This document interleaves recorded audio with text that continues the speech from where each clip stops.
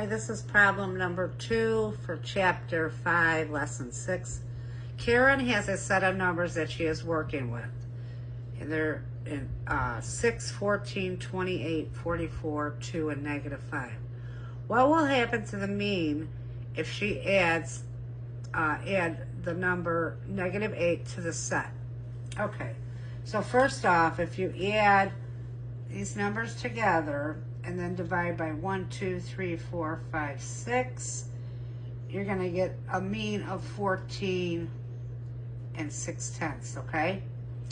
Now, if you add a number to this, the negative 8 plus the negative 8, you're going to add these numbers together, 1, 2, 3, 4, 5, 6, 7, and divide by 7.